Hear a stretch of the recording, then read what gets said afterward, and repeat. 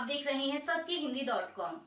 एक नजर अब तक की सुर्खियों पर। पहलगाम में आतंकी हमले के बाद भाजपा द्वारा किए गए एक सोशल मीडिया पोस्ट को लेकर समाजवादी पार्टी ने उसकी तीखी आलोचना की है। पार्टी प्रमुख अखिलेश यादव ने एक्स पर लिखा कि बीजेपी के इस विज्ञापन से उनके कट्टर समर्थक भी उन्हें माफ नहीं करेंगे। दरअसल इस पोस्ट में भाजपा ने लिखा है कि धर्म पूछा, जाति नहीं, याद रखें। दरअसल आपको बता दें कि इस आतंकी हमले के बाद सामने आ रहे फोटो और वीडियोस में एक बयान सामने आया है, जिसमें एक महिला का कहना है कि उसके पति से आतंकवादियों ने उसका धर्म पूछा और हिंदू धर्म बताए जाने पर उसे गोली मार दी। अब इसी को लेकर एक पोस्ट शेयर करते हुए छत्तीसगढ़ भाजपा ने ये बात कही है, जिसे लेकर अखिलेश यादव का गुस्सा फूटा है और उन्होंने भाजपा पर जमकर निशाना साधा है। अखिलेश यादव ने अपने एक्स अकाउंट पर लिखा कि भाजपा ने जम्मू कश्मीर के बेहद दर्दनाक हादसे पर बचकाना विज्ञापन छापकर साबित कर दिया है कि भाजपाइयों की संवेदना उनके प्रति शून्य है, जिन्होंने अपना जीवन खोया है और जिनके परिजनों पर दुखों का पहाड़ टूट पड़ा है। भाजपा अब ये विज्ञापन हटवा भी देगी तो उसका ये पाप उसके कट्टर समर्थक तक माफ नहीं करेंगे। भाजपा हमेशा आपदा में अपनी सत्ता और सियासत के लिए अवसर ढूंढती है। भाजपा अपनी सत्ता के सिवा किसी की सगी नहीं है, घोर निंदनीय। अखिलेश ने आगे कहा कि जब जम्मू कश्मीर में भाजपा सरकार ने सब कुछ अपने मन मुताबिक किया है तो वो इतने अधिक लोगों की असामयिक मौत के लिए अपनी जिम्मेदारी से पल्ला नहीं झाड़ सकती। ये केंद्र सरकार की नाकामी है कि वो पहले से पता नहीं कर पाई कि देश के दुश्मन इतनी विभत्स घटना को अंजाम देने वाले हैं। ये कोई पहली बार नहीं हुआ है। भाजपा सरकार ने अगर पिछले हमलों से सबक लिया होता तो वो पहले ही सचेत सजग रहती और ऐसे हमलों को रोका जा सकता था, लोगों के जीवन को बचाया जा सकता था। सपा प्रमुख ने कहा कि संवेदनहीन भाजपाइयों से आग्रह है कि जिन परिवारों ने अपनों को खोया है उनका दुख दर्द समझकर कम से कम देश की सुरक्षा को तो जुमला ना बनाएं। ये असीम दुख की घड़ी है, इसको भाजपाई दिखावटी बैठकों से और झूठी संवेदनाओं से झुठलाने का कुकृत्य ना करें। अखिलेश यादव इतने पर ही नहीं रुके, उन्होंने आगे ये भी कहा कि जहां हमला हुआ वो स्थान कोई निर्जन स्थान नहीं था, बल्कि एक चर्चित पर्यटन स्थल था। तभी तो वहां देश के कई प्रदेशों के पर्यटक उपस्थित थे। सपा सांसद ने लिखा कि इतने प्रसिद्ध स्थान पर सुरक्षा के लिए बैठकें पहले करनी थी, लोगों के जीवन गंवाने के बाद नहीं। ये भाजपा सरकार की रणनीतिक चूक भी है, लेकिन इससे उन भाजपाइयों को क्या फर्क पड़ता है जो स्वयं तो सुरक्षा के कई घेरों में चलते हैं लेकिन देशवासियों को मौत के मुंह में ढकेल देते हैं। अखिलेश ने कहा कि अगर भाजपा सरकार ये बहाना बनाती है कि हमारे पास सुरक्षा बलों की कमी है तो इसके लिए भी भाजपा सरकार ही जिम्मेदार है। सुरक्षा बलों की संख्या घटाकर दोयम दर्जे के सुरक्षा उपकरणों, अस्त्र शस्त्र व युद्ध वाहनों को खरीदकर तथा अग्निवीर जैसी योजनाएं लाकर भाजपा देश की सुरक्षा से जो समझौता कर रही है वो माफी के लायक नहीं है। इस घटना के प्रतिशोध का कोई भी दावा अब जनता को बहका नहीं सकता, क्योंकि कोई भी प्रतिक्रिया मृतकों के जीवन को वापस नहीं ला सकती है। लाख माफी मांगने पर भी भाजपाइयों और उनके संगी साथियों को ना तो हमारे भारत देश का इतिहास माफ करेगा न भविष्य। दुख की इस घड़ी में हमारी सच्ची संवेदनाएं उन परिवारों के साथ हैं जिन्होंने अपनों को खोया है। श्रद्धांजलि। पहलगाम आतंकी हमले पर कांग्रेस नेता प्रमोद तिवारी ने कहा कि हाल के दिनों में कई वर्षों बाद इतना बड़ा दुस्साहस से भरा कायरतापूर्ण बुज़दिलाना हमला किया गया है, जिसमें 28 निर्दोष लोगों की जान गई है। मैं इसकी कठोरतम शब्दों में निंदा करता हूं। साथ ही मैं उन सभी शहीदों को श्रद्धांजलि देता हूं और उनके परिवार के लोगों के प्रति संवेदना व्यक्त करता हूं। कांग्रेस नेता ने आगे कहा कि सवाल यह है कि जिस जगह यह घटना हुई वह पहलगाम के मुख्य स्थान से हटकर है। वहां पर इतनी देर तक चुन चुनकर लोग मारे जा रहे थे, लेकिन वहां कोई सुरक्षा नहीं थी। उन्होंने कहा कि पूरा राष्ट्र एकजुट है और आतंकवाद के खिलाफ कठोरतम कदम चाहता है। पहलगाम आतंकी हमले पर AIMIM प्रमुख असदुद्दीन ओवैसी ने कहा कि पहलगाम में आतंकवादियों ने निर्दोष लोगों का धर्म पूछकर उनकी हत्या कर दी। हम इस घटना की कड़ी निंदा करते हैं। हमें उम्मीद है कि सरकार इन आतंकवादियों को सबक सिखाएगी। हम पीड़ित परिवारों के साथ एकजुटता से खड़े हैं और प्रार्थना करते हैं कि घायल लोग जल्द से जल्द ठीक हो जाएं। दूसरी बात यह एक खुफिया विफलता भी है और मोदी सरकार को अपनी निवारक नीति की फिर से जांच करनी चाहिए। यह घटना उरी और पुलवामा से भी अधिक निंदनीय है, क्योंकि पड़ोसी देश से आए इन आतंकवादियों ने नागरिकों, पर्यटकों को निशाना बनाया है। ओवैसी ने कहा कि हम मोदी सरकार से जवाबदेही तय करने की मांग करते हैं।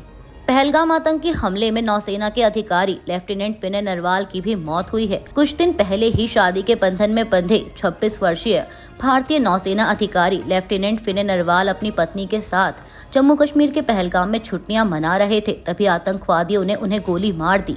भारतीय नौसेना ने भी आतंकी हमले में नरवाल की मौत की पुष्टि की है। जम्मू कश्मीर के पहलगाम में हुए हमले के बाद पाकिस्तान की सरकार ने अपनी पहली प्रतिक्रिया दी है। पाकिस्तान ने अपने बयान में कहा कि भारत के अवैध तौर से अधिकृत जम्मू कश्मीर के अनंतनाग जिले में हुए हमले में पर्यटकों की मौत से हम बहुत दुखी हैं। हम मृतकों के परिजनों के प्रति संवेदना व्यक्त करते हैं और घायलों के जल्द स्वस्थ होने की कामना करते हैं। इसके अलावा पाकिस्तान के रक्षा मंत्री ख्वाजा आसिफ ने पहलगाम हमले पर पाकिस्तान के एक न्यूज़ चैनल से बात की थी। उन्होंने कहा था कि पाकिस्तान का इस हमले से कोई ताल्लुक नहीं है। उन्होंने इसे भारत का अंदरूनी मसला बताया था।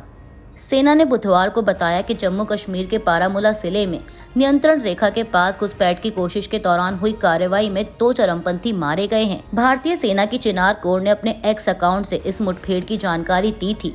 उन्होंने लिखा कि सुरक्षा बलों और आतंकवादियों के बीच मुठभेड़ हुई, जिसमें 2 आतंकवादी मारे गए। सुरक्षा बलों ने घुसपैठ की कोशिश नाकाम कर दी है। इस ऑपरेशन के दौरान आतंकियों से काफी मात्रा में हथियार, गोलियां और दूसरी चीजें बरामद हुई हैं। इससे पहले चिनार कॉर्प्स ने कहा कि बारामूला में उरी नाला के सरजीवन क्षेत्र से घुसपैठ की जानकारी मिली थी। बता दें कि मंगलवार को पहलगाम में हुए चरमपंथी हमले के बाद चरमपंथियों और सेना के बीच हुई यह ताज़ा मुठभेड़ है।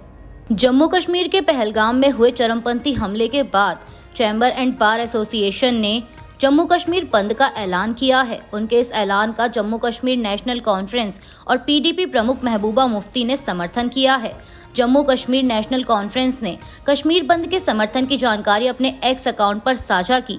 पार्टी ने अपने पोस्ट में लिखा कि पार्टी अध्यक्ष के निर्देश पर जम्मू कश्मीर नेशनल कॉन्फ्रेंस पहलगाम आतंकवादी हमले की कड़ी निंदा करते हुए कश्मीर बंद की सामूहिक अपील में शामिल हो गया है।